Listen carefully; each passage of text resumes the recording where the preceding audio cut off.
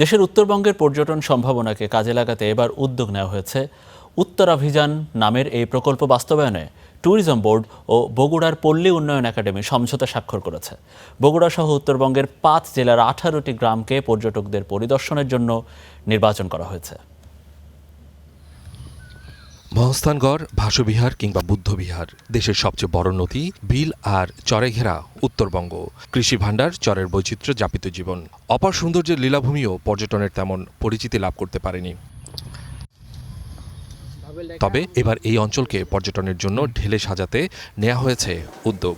Bangladesh tourism board সভাকক্ষে স্বাক্ষরিত হলো এই চুক্তি। উত্তরাভিযান নামের এই সমঝোতায় মূলত শিক্ষা প্রতিষ্ঠান, কর্পোরেট অফিস সহ দেশি বিদেশি পর্যটকদের কাছে গ্রামীণ জীবনের খাঁটি অভিজ্ঞতা পৌঁছে দেওয়াই এর মূল লক্ষ্য। অনুষ্ঠানে আরডিএর পরিচালক ডক্টর মাকসুদ আলম খান প্রেজেন্টেশন উপস্থাপন করেন। তিনি জানান, প্রাথমিকভাবে ৫টি জেলার ১৮টি গ্রামকে এই প্রকল্পের জন্য প্রস্তুত করা হয়েছে। আধুনিক ক্যাফেটেরিয়া রয়েছে, আমাদের ওখানে পুকুর রয়েছে, তারপর পার্ক রয়েছে, প্লেগ্রাউন্ড আছে, ওপেন স্পেস আছে। এই প্রকল্পটা যদি আসলে যেভাবে আমরা চিন্তা করতেছি সেভাবে যদি বাস্তবায়িত হয়, প্রতি গ্রাম থেকে উদ্যোগগুলো এবং সেই উদ্যোগের সাথে সম্পৃক্ত যে তরুণ সমাজ, তাদের বৃহত্তর পরিসরে কর্মসংস্থানের একটা সুযোগ আছে বলে আমরা মনে করি। বর্তমান সরকারের নির্বাচনী ইস্তাহারে পর্যটন খাতকে বিশেষ গুরুত্ব দেওয়া হয়েছে।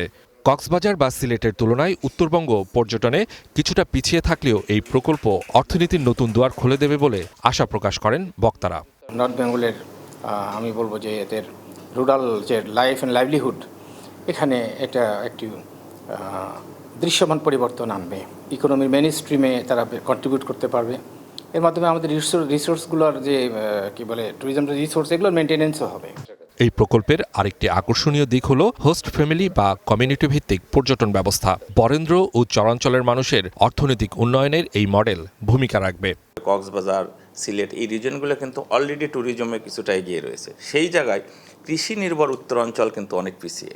তো এই প্রেক্ষাপটে চরাঞ্চল, আমি যেটা বরেন্দ্র অঞ্চল, তো এগুলোর প্রেক্ষাপটে যদি আমরা হোস্ট ফ্যামিলি করে যদি আমরা কাজ করতে পারি, আমার বিশ্বাস যে সরকার যে ট্যুরিজমকে উৎসাহিত করার কথা বল, সেটা হবে। উত্তরাভিযান সফল হলে দেশের পর্যটন মানচিত্রে যুক্ত হবে নতুন এক গৌরব উজ্জ্বল অধ্যায়। Suman Mahmud, star news, Dhaka.